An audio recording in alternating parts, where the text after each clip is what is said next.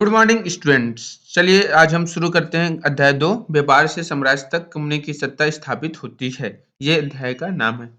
तो चलो, मुगल बादशाहों में औरंगजेब सबसे शक्तिशाली बादशाह थे। जो मुगल बादशाह सबसे देखिए, मुगल साम्राज्य की स्थापना बाबर ने की थी और मुगल साम्राज्य के बाद सबसे अंतिम शक्तिशाली जो बादशाह था वो औरंगजेब था। ठीक है, उन्होंने वर्तमान भारत के एक बहुत बड़े हिस्से पर नियंत्रण किया और औरंगजेब की 1707 में जब मृत्यु हो गई तो बहुत सारे मुगल सूबेदार, बड़े-बड़े जमींदार अपनी ताकत दिखाने लगे।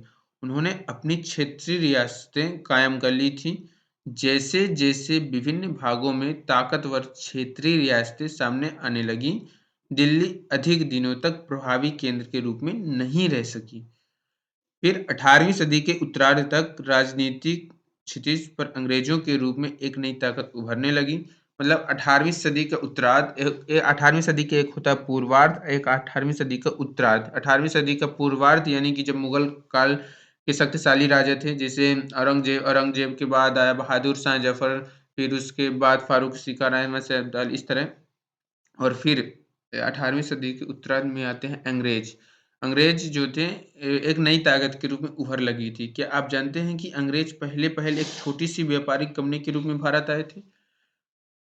यहाँ देखिए, जब अंग्रेज भारत आए थे, वो एकमात्र छोटी-सी व्यापारिक कंपनी के रूप में आए थे। वे भारत में व्यापार करने आए थे, ना कि शासन करने।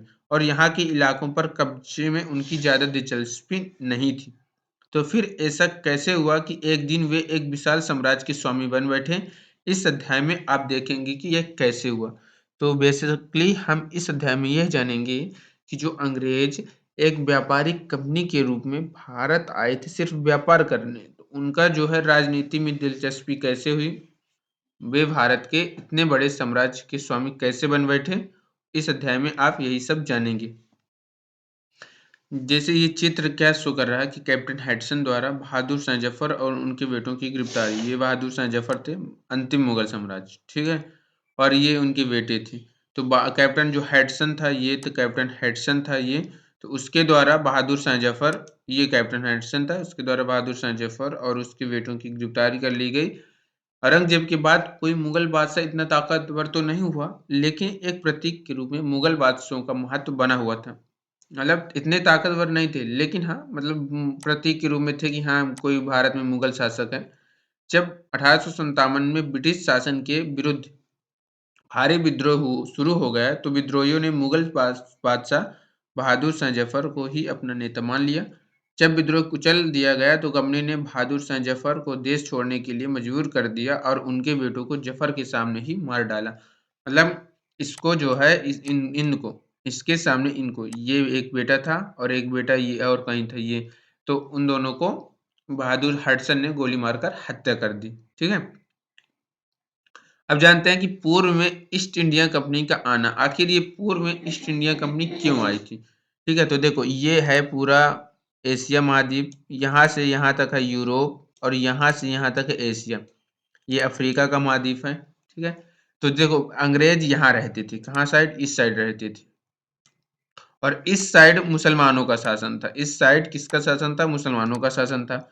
और जो अंग्रेज थे, जो यूरोपीय कंट्री थी, जो यूरोपीय व्यापारी थी, वो पूर्व से क्या करते थे? इस साइड से वो क्या करते थे? व्यापार करते थे। ठीक है? तो यहाँ मुसलमानों का शासन था। तो जब ये अंग्रेज लोग, यूरोपीय लोग यहाँ व्यापार करने जाते, तो यहाँ मुसलमान उनको पकड़कर जबरदस्ती धर्मांतरण करते। जो तुर्की जो लोग थे, वो इनको पकड़कर धर्म में परिवर्तित करते और जो सारा सामान लिए रहते वो लूट लेते। तो ये बेसिकली अपनी जान बचाने के लिए अब यहाँ से इनका व्यापार पूरी तरह से ठप हो गया। यानी कि ये अपने जान बचाने के लिए यहाँ पूर्व से व्यापार करना बंद कर दी। लेकिन जो पूर्व में इनको बेशकीमती मसाले, सूती वस्त्र मिल रहे थे, अब उनकी पूर्ति कहाँ से हो? अब जो यहाँ सामान मिल रहा था, उसकी पूर्ति इनको कहाँ से हो? बस बेसिकली यही जानना था कि इनकी जो पूर्ति थी, वो कहाँ से हो? तो देखिए, ठीक है, जो यहाँ सामान मिल रहा था अंग्रेज़ों को, यहाँ से उनको यहाँ तो लेना था, लेकिन अब ये यहाँ से इस रास्ते से जा नहीं सकते। ये इस रास्ते से इनके दुश्मन बैठे हुए हैं। जैसे ही ये यहाँ जाते हैं, इनका धर्म परिवर्तित करा के इनको लूट लेते। अगर धर्म परिवर्तित ना कर देते, इनको मार देते। तो अब इन्होंने भारत के लिए एक वैकल्पिक मार्ग की खोज की। भारत के लिए एक वैकल्पिक मार्ग की खोज की, ताकि देखो इन्होंने सोचा कि जो पृथ्वी है वो गोल है। अगर हम पूर्व से हमको व्यापार करना है, तो चाहे हम यहाँ से जाएँ, यहाँ पहुँचेंगे, और यहाँ से भी जाएँगे तो घूम के तो यहाँ पहुँचेंगे। तो इसके लिए इन्होंने सोचा कि क्यों ना हम यहाँ से इस साइड से जाते हैं और भारत के लिए एक मार्ग की खोज करते हैं, और इनसे भी शत्रुता बच जाएगी और एक नई दुनिया की खोज भी हो जाएगी। तो क्या हुआ कि जब ये यहाँ से स्पेन सबसे पहले निकला, ठीक है? और यहाँ से घूमते वो यहाँ साइड पहुँच गया। मतलब ये बेसिकली कहाँ पहुँच गया? ये अफ्रीका में नहीं, अमेरिका में पहुँच गया। ये स्पेन यहाँ से चला और यहाँ अमेरिका में पहुँच गया। लेकिन फिर पुर्तगाल आया, पुर्तगाल का एक नाविक था वास्को डी गामा, वो यहाँ से घूमते ये हिंद महासागर की चक्कर लगाते ये बम्बई वो केरल के और बेसिकली कि सर्वप्रथम पुर्तगालों ने भारत के लिए एक वैकल्पिक मार्ग की खोज कर ली, ठीक है? समझ में आया? भारत के लिए एक वैकल्पिक मार्ग की खोज किसने कर ली? पुर्तगाली ने। पुर्तगाली का नाविक कौन था? Vasco D gamma. फिर इस तरह ट्रेड बढ़ती रही। अब देखिए कि पूर्व में ईस्ट इंडिया कंपनी का आना कैसे शुरू हुआ। तो सन 1600 में ईस्ट इंडिया कंपनी ने इंग्लैंड की महारानी एलिजाबेथ प्रथम से चार्टर अर्थात इजाजतनामा हासिल कर लिया। इजाजतनामा का अर्थ यह होता है, इजाजतनामा हासिल कर लिया। इजाजतनामा का अर्थ यह होता है कि जो लंदन है, जो इंग्लैंड की कोई भी कंपनी ब्रिटिश कंपनी के अलावा उसको प्रतिस्पर्धा देने के लिए पूर्व में व्यापार करने नहीं आएगी। अर्थात ये है कि जैसे मान लो, अगर इस तरह समझो जैसे तुम्हारा घर है, तुम्हारे घर में कई सदस्य हैं। अगर तुमको कहाँ पास के गांव में व्यापार करना है, तो वहां से अपने घर से पापा से मम्मी से एक लिखवा लो कि मेरे अलावा मेरा कोई भाई या मेरे घर का कोई सदस्य मेरे अलावा कोई भी उस जगह व्यापार करने नहीं जाएगा जहां मैं जा रहा हूँ। इजाजतनामा का ये अर्थ है कि वो उन्होंने एकाधिकार प्राप्त कर लिया भारत के प्रति, पूर्व के प्रति एकाधिकार प्राप्त कर लिया कि मेरे अलावा इंग्लैंड वहाँ भारत में ये पूर्व में कोई व्यापार करने नहीं जाएगा, ठीक है? ये इंग्लैंड की कंपनी ने कर लिया, जिससे कंपनी को पूर्व में व्यापार करने का एकाधिकार मिल गया। इस इजाजतनामे का मतलब यह था कि इंग्लैंड की कोई और व्यापारिक कंपनी इस इलाके में ईस्ट इंडिया कंपनी से होड़ नहीं कर सकती थी। मतलब अगर तुम अपने घर से इजाजतनामा लिए हो, तो तुम्हारे घर का कोई भी सदस्य तुम्हारे अलावा व्यापार करने दूसरे गाँव नहीं जाएगा, सिर्फ तुम ही जा सकोगे, ठीक है? लेकिन इस चार्टर के सहारे कंपनी समुद्र पार जाकर नए इलाके को खंगाल सकती थी। वहां से सस्ती कीमत पर चीजें खरीद सकती थी, उन्हें यूरोप में ऊंची कीमत पर बेच सकती थी। जो इजाजतनामा था उसके सहारे वो जो यूरोपीय कंपनी थी वो दूसरे देश जा सकती थी, वहां से सस्ती वस्तुएं खरीद लाती। तुम्हारे घर से कोई सदस्य नहीं जाएगा सामान खरीदने, तो तुमको किसी से भय तो नहीं होगा ना कि वो खरीद लेगा तो ये खरीद लेगा, नहीं। उस जमाने में वाणिज्यिक कंपनियां मोटे तौर पर प्रतिस्पर्धा से बचकर ही मुनाफा कमा सकती थी। जो वाणिज्यिक कंपनी थी, तो वाणिज्य का अर्थ क्या होता है यहाँ देखिए, एक ऐसा व्यवसायिक उद्यम जिसमें चीजों को सस्ती कीमत पर खरीदकर और ज्यादा कीमत पर बेचकर, यानी मुख्य रूप से व्यापार के जरिए मुनाफा कमाया जाता था। एक ऐसा व्यवसायिक उद्यम जिसमें चीजों को सस्ती कीमत पर खरीद कर ज्यादा कीमत, मान लो आपने एक पेन जो है खरीदी 10 रुपये की, ठीक है? एक पेन खरीदी 10 रुपये के, और उसी पेन को आपने बेच दिया 20 रुपया के। तो आपने खरीदी 10 रुपये के, बेच दिया 20 रुपये के, तो 20 में जो 10 के आपको फायदा कितने का हुआ? 10 का हुआ। तो ये कंपनी यही करती थी कि जो एक वस्तु खरीद कर दूसरी को बेच देती थी, जो बेचने पर जो फायदा होता था उसे ही वाणिज्यिक कहते थे, ठीक है? उस बेचने पर जो फायदा हुआ उसे ही वाणिज्यिक कंपनी करती थी। मतलब ये अपना कुछ उत्पादन नहीं करती थी, ये अपना कुछ उत्पादन नहीं करती थी, ना ये बनाती थी, सिर्फ एक से खरीद कर दूसरे को बेचती थी। एक से 10 रुपये में खरीदा, दूसरे को 20 रुपये में खींचा, बीच में कितने का फायदा हुआ? 10 रुपये का फायदा हुआ, तो वही 10 रुपया इनका मिल गया। मुख्य रूप से व्यापार से जो लाभ कमाया जाता था उसे ही वाणिज्यिक कंपनी कहते थे। व्यापार से लाभ कमाने वाली कंपनी को वाणिज्यिक कंपनी कहते थे, ठीक है? कंपनी मोटे तौर पर प्रतिस्पर्धा, फिर यहाँ से देखिए, अगर कोई प्रतिस्पर्धा ना हो तभी ये सस्ती चीजें खरीद कर उन्हें ज्यादा कीमत पर बेच सकती थी। मान लो अगर यहाँ से कोई प्रतिस्पर्धा, केवल तुम अकेले मालिक हो, ठीक है, अगर केवल तुम व्यापार में केवल अकेले ही पेन खरीदते हो, एक पेन खरीदते हो 10 रुपए के, और उसे चाहे तुम 20 रुपए में बेचो या 30 रुपए में बेचो, तुम्हारा कंपटीशन कोई नहीं है, तो तुम्हारी गारंटी है कि तुम्हारी पेन बिक जाएगी। मान लो एक तुम्हारा दोस्त रामलाल आ गया, ठीक है, तुम्हारा दोस्त एक आ गया और उसने क्या किया कि तुमने एक पेन 10 रुपए में खरीदी, उसने एक पेन 10 रुपए में, एक पेन 10 रुपए में खरीदी, ठीक है, लेकिन उस पेन को उसने सिर्फ 10-15 रुपए में बेच दी, तो प्रतिस्पर्धा हो गई ना, तो तुम्हारी पेन क्यों बिकेगी, फिर इसकी पेन ना बिकेगी 15 रुपए में, तुम्हारी पेन तो ना बिकेगी, इसकी पेन बिकेगी, यानी कि अब प्रतिस्पर्धा हो गई। अब प्रतिस्पर्धा के कारण तुम्हारा लाभ भी कम हो गया, जो तुम 20 रुपए की पेन बेचा करते थे, अब वो कितने की बेचोगे, 15 की बेचोगे, या फिर इससे इससे सस्ती कीमत पे ये फिर 14 में ही बेच दोगे ताकि मेरा सामान जल्दी बिके। तो अब तुम्हारा पहले 10 रुपए का फायदा हुआ करता था, अब कितने का फायदा होगा, केवल 4 रुपए का फायदा होगा, केवल 4 रुपए या 6 रुपए का फायदा होगा। तो जो 4 रुपए का केवल फायदा होगा, जो पहले तुमने 20 रुपए की बेचा करते थे, वो अब कितने की बेचोगे, 14 रुपए की। अब 14 रुपए की बेचोगे तो वहां पहले 10 रुपए फायदा हुआ करता था, अब 4 रुपए का फायदा हुआ, और ये सब किसके कारण हुआ, प्रतिस्पर्धा के कारण। अगर प्रतिस्पर्धा ना हो तो आपको मतलब कि व्यापार में ज्यादा फायदा मिलेगा, अगर प्रतिस्पर्धा होगी तो व्यापार में कम फायदा मिलेगा, जो हमने अभी आपको उदाहरण के द्वारा समझाया। लेकिन ये सारे दस्तावेज दूसरी यूरोपीय ताकतों को पूरब के बाजारों में आने से नहीं रोक सकती थी। जो अंग्रेजों को एकाधिकार मिला था वो केवल अंग्रेजों के ही लिए था, कि मतलब ब्रिटेन का कोई भी, इंग्लैंड का कोई भी अदर कंपनी भारत या पूर्व में व्यापार करने नहीं जाएगी, सिर्फ ब्रिटिश ईस्ट इंडिया कंपनी ही जाएगी। लेकिन तो क्या ये पुर्तगाल को रोक सकते थे, क्या ये स्पेन को रोक सकते थे, मतलब क्या तुम अपने घर से इजाजतनामा लिया है कि तुम्हारे घर का कोई भी सदस्य वहां नहीं जाएगा व्यापार करने, तो क्या तुम अपने पड़ोसी को रोक सकते थे कि पड़ोसी नहीं जाएगा वहां उस गांव में व्यापार करने, नहीं रोक सकते थे ना। बस वही इजाजतनामे करता था कि सिर्फ तुम अपने घर को, अपने देश वालों को रोक सकते हो, ना कि अदर देश को या फिर अदर पड़ोसी को रोक सकते थे, ठीक है। बस यही कारण था कि वहां प्रतिस्पर्धा होने लगने लगी। लेकिन यही सारे दस्तावेज दूसरी यूरोपीय ताकतों को पूरब के बाजारों में आने से रोक नहीं सकता था।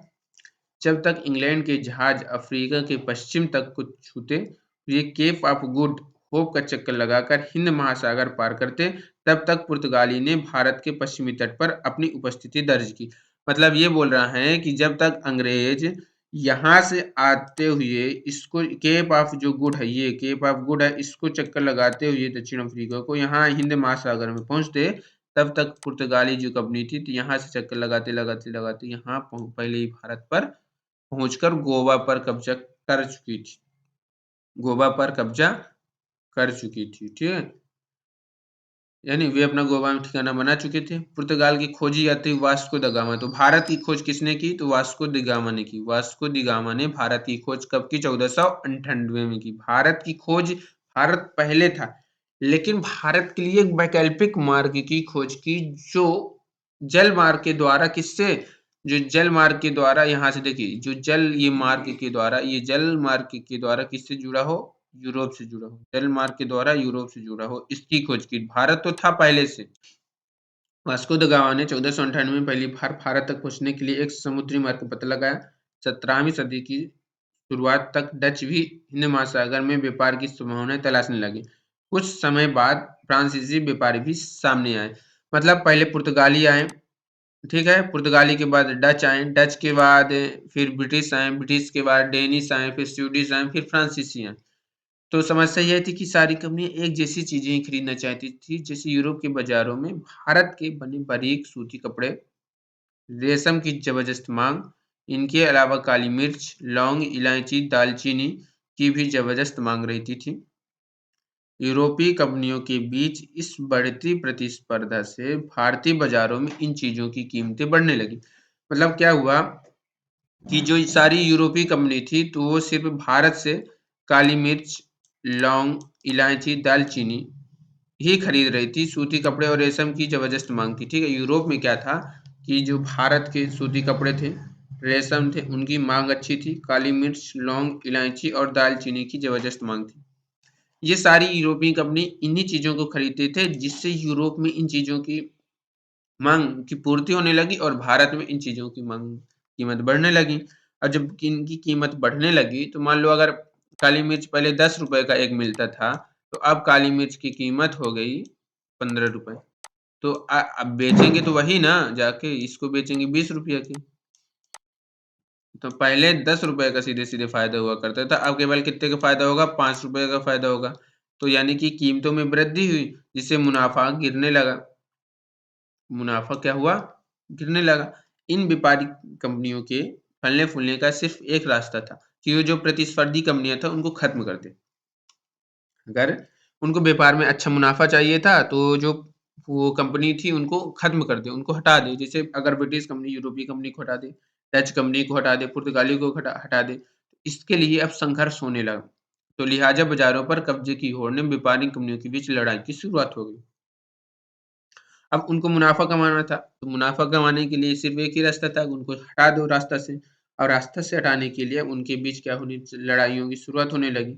17वीं और 18वीं सदी में जब भी मौका मिलता, कोई सी एक कंपनी किसी दूसरी कंपनी के जहाज डुबो देती, रास्ते में रुकावट खड़ी कर देती और माल से लदे जहाजों को आगे बढ़ने से रोक देती।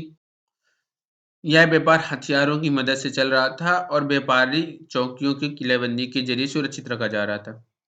अपनी बस्तियों को किलेबंद करने और व्यापार में मुनाफा कमाने की इन कोशिशों के कारण स्थानीय शासकों से भी टकराव होने लगे। इस प्रकार व्यापार और राजनीति को एक दूसरे से अलग रखना कंपनी के लिए मुश्किल होता जा रहा था। आइए देखें कि ये कैसे हुआ।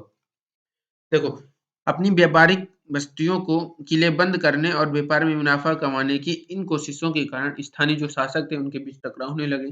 जो अंग्रेजी कंपनी थी वो अपना व्यापार में मस्त फायदा चाहती थी, जिसके कारण वहाँ के स्थानीय जो शासक थे, जो बंगाल के शासक थे, उनके बीच मस्त टकराव होने लगा। तो आखिर ये कैसे हुआ, चलिए देखते हैं। ईस्ट इंडिया कंपनी बंगाल में व्यापार शुरू करती है। ईस्ट इंडिया कंपनी जो होती है वो बंगाल में क्या करती है, व्यापार। पहली इंग्लिश फैक्ट्री 1651 में हुगली नदी के किनारे शुरू हुई। तो ये क्वेश्चन लिख लीजिएगा कि पहली ईस्ट इंग्लिश कंपनी कब हुई, तो 1651 में हुगली नदी किनारे बंगाल में स्थापित हुई। ठीक है। कंपनी के इस व्यापारी कंपनी के व्यापारी यहीं से अपना काम चलाते थे। इन व्यापारियों को उस जमाने में फैक्टर कहा जाता था। देखो, इस फैक्ट्री में वेयर हाउस था जहां निर्यात होने वाली चीजों को रखा जाता था। फैक्टर क्या था, ये एक की पॉइंट आया फैक्टर। ठीक है, एक की पॉइंट आया फैक्टर। तो फैक्टर क्या था, इन व्यापारियों को उस जमाने में फैक्टर कहा जाता था। ठीक है। क्या लिखा था कि पहली इंग्लिश फैक्ट्री 1651 हुगली नदी किनारे शुरू हुई। कंपनी के व्यापारी यहीं से अपना काम चलाते थे। इन व्यापारियों को उस जमाने में फैक्टर कहा जाता था और इस जो व्यापारी व्यापार करते थे उन्हें फैक्टर कहा जाता था। और जहां इनका सामान रखा जाता था, जो सामान खरीद कर रखते थे उसे फैक्ट्री कहते थे, वेयर हाउस कहा जाता था। ठीक है। और यहीं पर उसके दफ्तर थे जिन्हें कंपनी के अफसर बैठते थे। जैसे जैसे व्यापार फैला, कंपनी ने सौदागरों और व्यापारियों को फैक्ट्री के आसपास आकर बसने के लिए प्रेरित किया। जैसे व्यापार फैला, कंपनी ने सौदागरों और व्यापारियों को फैक्ट्री के आसपास आकर बसने के लिए प्रेरित किया। 1696 तक कंपनी ने इस आबादी के चारों तरफ एक किला बनाना शुरू कर दिया। 2 साल बाद उसने मुगल अफसरों को रिश्वत देकर 3 गांव। क्या हुआ कि 2 साल, 1696 में तो ठीक है, लेकिन 1696 तक चारों तरफ किला बनाना शुरू कर दिया। फिर क्या हुआ कि 2 साल 1698 में, कब, 1698 में, 1698 में, 1698 में क्या हुआ कि मुगल अफसरों को रिश्वत देकर 3 गांव, कौन कौन से, एक 3 गांव गोविंदपुर, सूती नता और कालीकता, 3 गांवों की जमींदारी खरीद ली। 3 गांवों की रिश्वत दिया और 3 गांवों की जमींदारी मात्र 12,000 रुपए, 12,000 रुपए में खरीद ली। ठीक है, 3 गांव, जैसे कालीकता, गोविंदपुर और सूती नता। और फिर उसी की उसने जॉब चारनाक जो थे उन्होंने उस पर कलकत्ता की स्थापना कर दी, जिसे आप आज कलकत्ता बताते हैं। वो 3 गांव का था। पहला सूती नता, कालीकता और गोविंदपुर, इन चारों में रोड बनाई और रोड बना के उसमें कलकत्ता की स्थापना की थी। इसे कोलकाता कहा जाता है। कंपनी ने मुगल सम्राट औरंगजेब को इस बात पर भी तैयार कर लिया कि वह कंपनी को बिना शुल्क चुकाए फरमान जारी कर दे। तो ये फरमान याद रखिएगा कि फरमान क्या है। तो जो ये फरमान है, ये एक शाही आदेश होता है कि मैं तुमको एक आदेश देता हूँ कि तुम ये करना। मतलब एक फरमान जो होता था, एक शाही आदेश होता था। जो राजा महाराजा थे, एक आदेश लिखकर मस्त चढ़ा बता दिया करते थे कि आज से ये लागू, वो लागू। ठीक है, आज से ये ब्रिटिश ईस्ट इंडिया कंपनी को बिना शुल्क व्यापार लागू। ठीक है, कंपनी ज्यादा से ज्यादा रियासतें हासिल करने और पहले से मौजूद अधिकारों का ज्यादा से ज्यादा फायदा उठाने में लगी हुई थी। जो कंपनी थी वो ज्यादा से ज्यादा रियासतें हासिल करने और पहले से मौजूद अधिकारों का ज़्यादा से ज़्यादा फ़ायदा उठाने में लगी हुई थी। उदाहरण के लिए औरंगज़ेब के फरमान से केवल कंपनी को ही शुल्क मुक्त व्यापार का अधिकार मिला था।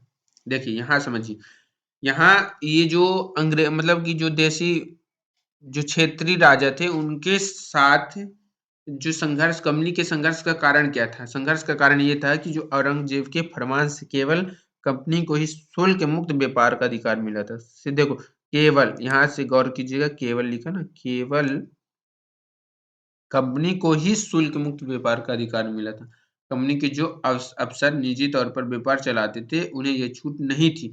मतलब जैसे देखिए, ब्रिटिश ईस्ट इंडिया कंपनी को केवल शुल्क मुक्त व्यापार मिला था कि जो ब्रिटिश ईस्ट इंडिया कंपनी थी वो केवल ही शुल्क मुक्त व्यापार कर सकती थी। जैसे मान लो अगर वो सामान ले जा रही है तो केवल ब्रिटिश ईस्ट इंडिया कंपनी का सामान ले जाएगी, लेकिन जो उसमें अफसर काम करते थे वो खुद अपना एक निजी व्यापार चलाते थे। मतलब कि कंपनी का तो सामान जा रहा है लेकिन वो अपना भी सामान बेच रहे थे। जैसे तुम मान लो एक कंपनी में काम कर रहे हो, तो ये पूरा कंपनी का सामान है लेकिन तुमको भी फायदा चाहिए ना। अगर तुमको फायदा चाहिए तो तुम भी अपना एक सामान बेच लो, ले जाओ।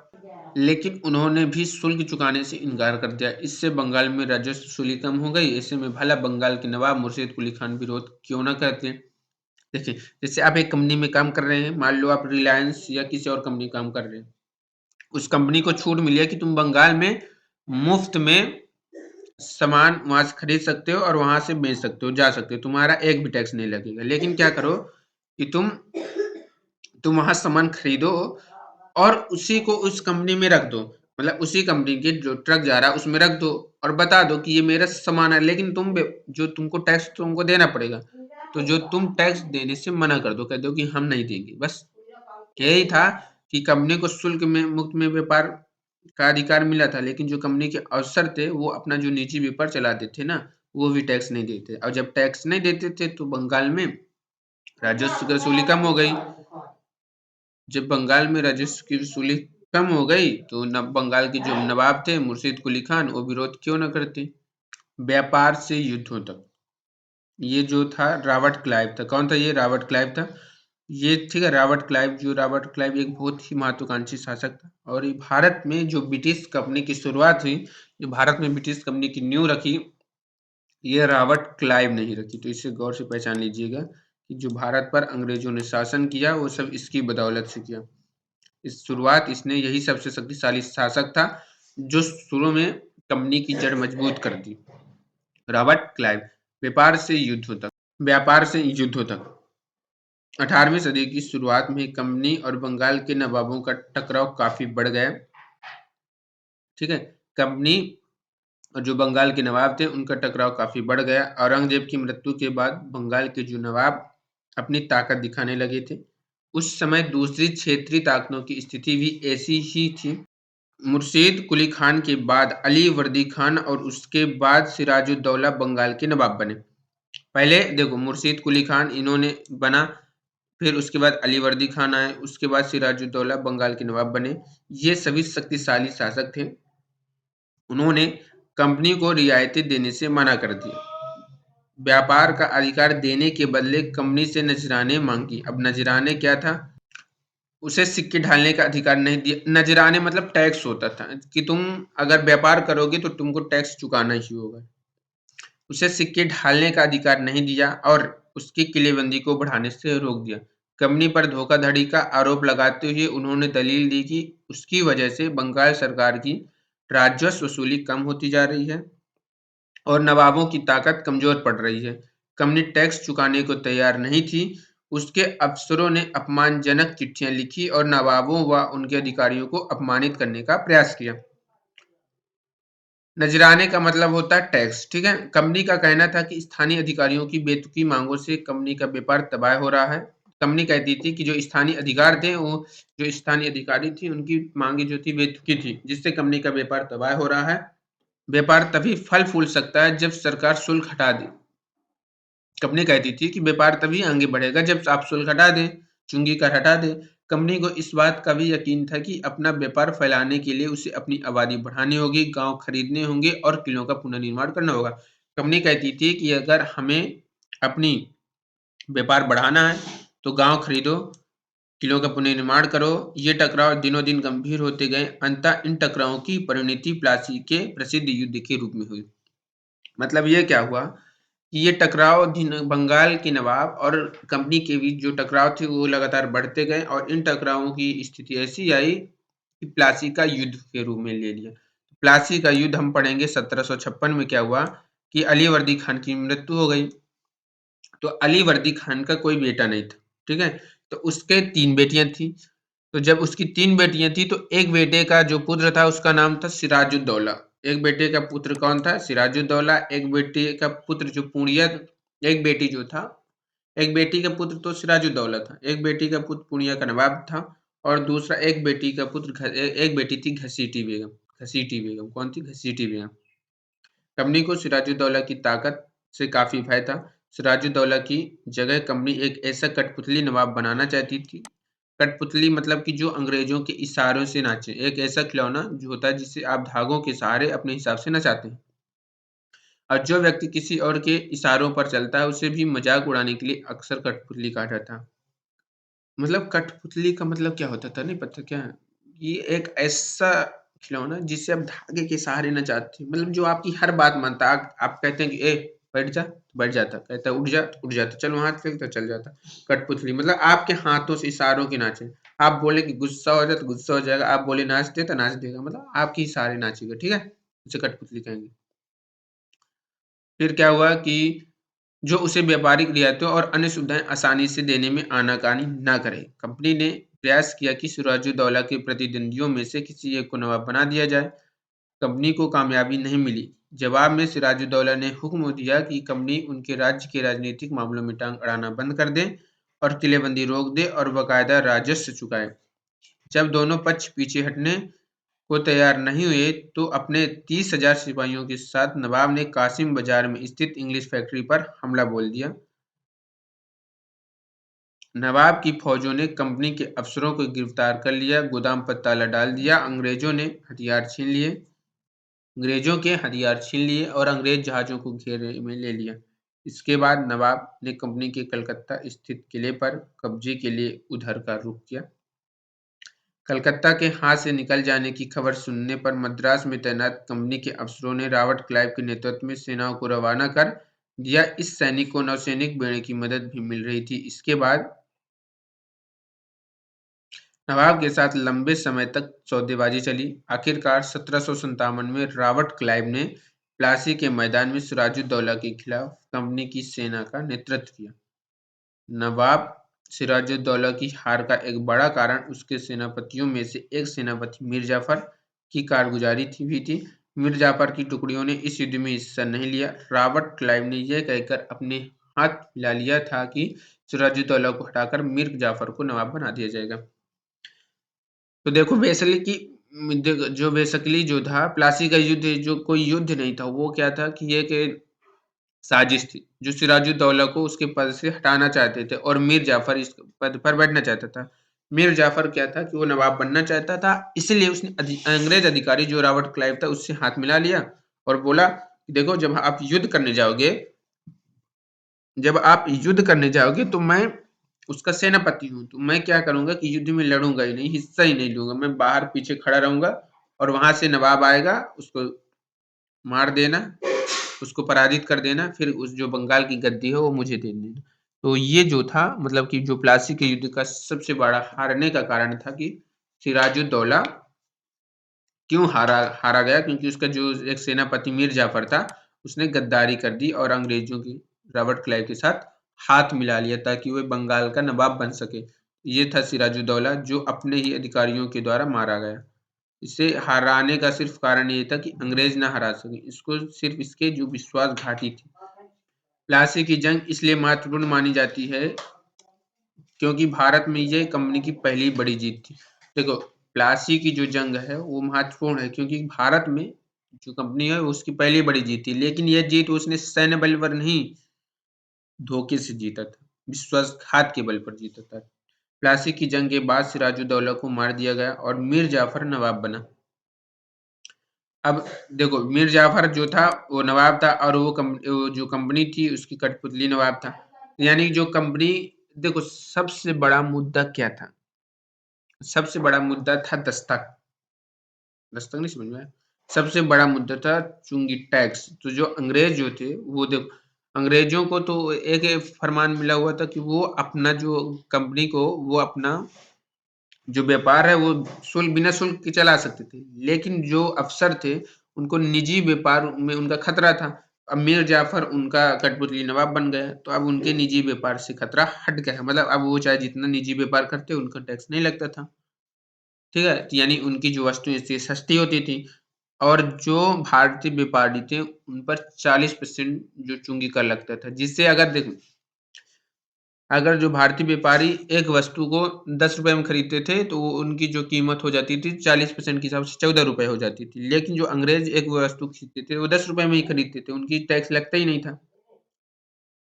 तो जो वो अपनी बेचते थे वो 15 रुपए में बेचते थे, तो उनको 5 रुपए का फायदा होता था। लेकिन जो भारतीय व्यापारी जो 14 रुपए खरीदते थे, अगर वो 15 रुपए में बेचेंगे तो उनको सिर्फ 1 रुपए का फायदा होगा।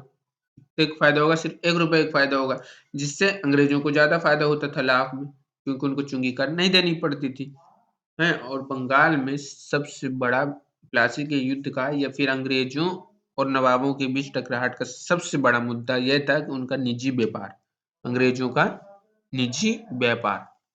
ठीक है, उसका मूल उद्देश्य तो व्यापार को फैलाना था। अगर यह काम स्थानीय शासकों की मदद से बिना लड़ाई लड़े ही किया जाता तो किसी राज्य को सीधे अपने कब्जे में लेने की क्या जरूरत थी? मतलब कंपनी भारत पर शासन नहीं करना चाहती थी। कंपनी अभी शासन की जिम्मेदारी संभालने को तैयार नहीं थी। उसका सिर्फ मूल उद्देश्य था कि व्यापार को अपने बढ़ाया जाए और अधिक से अधिक भारत से पैसा वसूला जाए और अपना जो साम्राज्य है, अपना जो विस्तार है उसको अच्छे से संपन्न किया जाए। जल्द ही कंपनी को एहसास होने लगा कि यह रास्ता भी आसान नहीं था। कठपुतली नवाब भी हमेशा कंपनी के इशारों पर नहीं चलते थे। आखिरकार उन्हें भी तो अपनी प्रजा की नज़र में सम्मान और संप्रभुता का दिखावा करना पड़ता था। तो फिर कंपनी क्या करती? मीर जाफर ने कंपनी का विरोध किया तो कंपनी ने उसे हटाकर मीर कासिम को नवाब बना दिया। अब देखो, मीर जाफर ने कंपनी का विरोध क्यों कर दिया? क्योंकि जो कंपनी थी वो बार-बार इससे अनचित माँग करने लगी कि तुम मुझको इतना खजाना दो, 10 किलो दो सोना दो, 50 किलो सोना दो। अच्छा, मीर जाफ़र के पास फूटी कौड़ी नहीं है तो बेचारे कहाँ से देगा? तो मीर जाफ़र को कंपनी ने हटा दिया और मीर कासिम को बंगाल का नया नवाब बना दिया। जब मीर कासिम परेशान करने लगा तो बक्सर की लड़ाई 1764 में उसको भी हराना पड़ा। तो मतलब मीर कासिम क्या था, अब वो भी एक मतलब योग्य नवाब बनना चाहता था, इसलिए उसने मुर्शिदाबाद से राजधानी कहाँ स्थापित की? सीधे मुंगेर में राजधानी स्थापित की ताकि वो अंग्रेजों से थोड़ा दूर हो जाए। तो बक्सर की लड़ाई कब हुई? 1764 में हुई। किनके बीच हुई? तो रॉबर्ट क्लाइव और मीर कासिम के बीच हुई। उसको हराना पड़ा, उसे बंगाल से बाहर कर दिया गया और मीर जाफर को दोबारा नवाब बनाया। अब नवाब को हर महीने 5 लाख रुपए कंपनी को चुकाने थे। कंपनी अपने सैनिक खर्चों से निपटने, व्यापारिक जरूरतों तथा अन्य खर्चों को पूरा करने के लिए और पैसा चाहती थी। कंपनी और ज्यादा इलाके तथा और ज्यादा कमाई चाहती थी। 1765 में जब मीर जाफर की मृत्यु हुई तब कंपनी के इरादे बदल चुके थे। कठपुतली नवाबों के साथ अपने खराब अनुभवों को देखते हुए रॉबर्ट क्लाइव ने ऐलान किया कि अब हमें खुद ही नवाब बनना पड़ेगा। जो कठपुतली नवाब थे वो बीच-बीच में विद्रोह करने लगे। पहले मीर जाफ़र को बनाया, वो विद्रोह कर दिया। मीर कासिम को बनाया, वो विद्रोह कर दिया। तो रॉबर्ट क्लाइव कहा कि देखो अब बहुत हुआ, अब हमें खुद ही शासन करना होगा। तो रॉबर्ट क्लाइव ने अब खुद ही शासन करने को राजी हो गए। आखिरकार 1765 में मुगल सम्राट ने कंपनी को ही बंगाल प्रांत का दीवान नियुक्त कर दिया। तो उसने क्या किया कि 1765 में, जब 1764 में वो बक्सर का युद्ध हुआ, 1764 में उसने जीत लिया। तो क्या किया कि जब इलाहाबाद हुआ, इलाहाबाद की संधि हुई, तो बक्सर के युद्ध के बाद इलाहाबाद की संधि हुई, तो इलाहाबाद की संधि के द्वारा रॉबर्ट क्लाइव ने, जो मुगल सम्राट शाह आलम था, मुगल सम्राट कौन था? शाह आलम था, उससे 1765 में बंगाल की दीवानी ले ली। बंगाल की दीवानी ले ली। अब बंगाल का दीवान का मतलब क्या था कि जितनी बंगाल का राजस्व था, जितना बंगाल का राजस्व था, अब वो वसूल करने लगे। कौन? अंग्रेज वसूल करने लगे। और जितना भी खजाना था वो अंग्रेज वसूल करने लगे। दीवानी मिलने के बाद कंपनी को बंगाल के विशाल राजस्व संसाधनों पर नियंत्रण मिल गया था। इस तरह कंपनी की एक पुरानी समस्या हल हो गई थी। कौन सी पुरानी समस्या? कि वो पैसा कहाँ से लाएं, मतलब भारतीय व्यापार में निवेश करने के लिए जब वो यूरोप से सोना चांदी लाते थे, तो उनका यूरोप का जो सोना चांदी था वो खत्म हो गया था। तो उनकी एक सबसे बड़ी समस्या यह थी कि वो भारत की वस्तुओं को भारत के ही पैसे से खरीदे। तो जब बंगाल की दीवानी मिल गई, जब बंगाल की दीवानी उनको प्राप्त हो गई, तो उनकी एक सबसे बड़ी समस्या, जो भारतीय व्यापार में पैसे की कमी थी, वो सॉल्व हो गई, जिससे उनके व्यापार में और भी बढ़ोतरी हुई। लेकिन उसे भारत से ज़्यादातर चीज़ें, ब्रिटेन से लाए गए सोने और चांदी के बदले भी खरीदना पड़ती थी। इसकी वजह से ये थी कि उस समय ब्रिटेन के पास भारत में बेचने के लिए कोई चीज़ नहीं थी। प्लासी की जंग के बाद ब्रिटेन से सोने की निकासी कम होने लगी, और जैसे ही बंगाल की दीवानी मिली, तो सोने चांदी की बिल्कुल ही कम हो गई। ठीक है। इस कमाई से कंपनी भारत में सूती और रेशमी कपड़े खरीद सकती थी, अपनी फौजों को संभाल सकती थी, और कलकत्ता में किलों को और दफ्तरों के निर्माण की लागत उठा सकती थी। कंपनी के अफसर नवाब बन बैठे। अब जो कंपनी के अफसर थे, अब वो बंगाल के दीवानी उनके पास आ गई थी, यानी वो बंगाल के अब नवाब बन बैठे। तो क्या हुआ? नवाब बनने का क्या मतलब था? इसका एक मतलब तो यही था कि कंपनी के पास अब सत्ता और ताकत थी, लेकिन इसके कुछ और फायदे भी थे। कंपनी का हर कर्मचारी नवाबों की तरह जीने के ख्वाब देखने लगा था। कंपनी का हर कर्मचारी नवाबों की तरह जीने का ख्वाब देखने लगा था। प्लासी के युद्ध के बाद अंग्रेजों के प्लासी के युद्ध के बाद बंगाल के असली नवाबों को इस बात के लिए बाध्य कर दिया गया था कि वे कंपनी के अफसरों को निजी तोहफे के तौर पर जमीन और बहुत सारा पैसा दें। मतलब प्लासी के युद्ध के बाद बंगाल के जो असली नवाबों को इस बात के लिए बाध्य कर दिया गया था कि वे कंपनी के अफसरों को निजी तोहफे के तौर पर बहुत सारा पैसा दें और ज़मीन दी। रॉबर्ट क्लाइव ने ही भारत में बेहिसाब दौलत जमा कर ली। मतलब जो रॉबर्ट क्लाइव था, वो भारत में बेहिसाब दौलत जमा कर ली।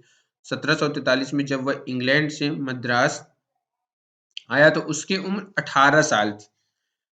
मतलब जब 1743 में जब जब रॉबर्ट क्लाइव आया, तो उसकी मात्र उम्र 18 साल थी। 1767 में जब वह 2 बार गवर्नर बनने के बाद हमेशा के लिए भारत से रवाना हुआ, तो यहाँ उसकी दौलत 4,01,102 पाउंड के बराबर थी। दिलचस्प बात यह है कि गवर्नर के अपने दूसरे कार्यकाल में उसे कंपनी के भीतर फैले भ्रष्टाचार को खत्म करने का काम सौंपा गया था। लेकिन 1772 में ब्रिटिश संसद में उसे खुद भ्रष्टाचार के आरोपों पर अपनी सफाई देनी पड़ी। सरकार को उसकी अचूक संपत्ति के स्रोत संदेहास्पद लग रहे थे। उसके भ्रष्टाचार आरोपों से बरी तो कर दिया गया, लेकिन 1774 में उसने आत्महत्या कर ली। मतलब कि यहाँ तक देखिए, वो भ्रष्टाचार के आरोप का मान नहीं सह सका, और उसने 1774 में अपने आप को में आत्महत्या कर ली। क्लाइव खुद को कैसे देखता था? तो देखो, संसद की एक समिति के सामने सुनवाई के दौरान क्लाइव ने कहा था कि प्लासी की लड़ाई के बाद उसने जबरदस्त संयम का परिचय दिया। उस स्थिति की कल्पना कीजिए जब प्लासी की जीत ने मुझे ला खड़ा कर दिया। एक ताकतवर राजा मेरे इशारों पर चल रहा था। एक संपन्न शहर मेरी दया पर था। उसके सबसे दौलतमंद महाजन मेरी एक-एक मुस्कुराहट के लिए एक-एक गिरेबान खींच रहे थे। मैं ऐसे खजानों के बीच से गुजर रहा था जो सिर्फ मेरे लिए खुले हुए थे। एक तरफ सोना और दूसरी तरफ जवाहरात थे। अध्यक्ष महोदय, मैं अपने इस संयम को देखकर खुद हैरान हूँ। सभी अफसर क्लाइव की तरह दौलत इकट्ठा नहीं कर पाए। बहुत सारी बीमारियों और लड़ाई के कारण कम उम्र में ही मौत का निवाला बन गए। कंपनी के जो सभी अफसर जो थे, क्लाइव की तरह दौलत इकट्ठा नहीं कर पाए। बहुत सारी बीमारी और लड़ाई के कारण वो मारे मारे गए। इसके अलावा उन सभी को भ्रष्ट और बेईमान मानना भी सही नहीं होगा। उनमें से बहुत सारे अफसर साधारण परिवारों से आए थे। उनकी सबसे बड़ी इच्छा ये बस यही थी कि वे भारत में ठीक-ठाक पैसा कमाएँ और ब्रिटेन लौटकर आराम की ज़िंदगी बसर करें। जो इंग्लैंड से जो भारत आए थे, वो जो अफसर होते थे, वो एक कोई रईस खानदान के नहीं होते थे। वो सिर्फ़ आम फ़ैमिली के होते, मिडल क्लास आदमी होते, जैसे हम लोग, ठीक है?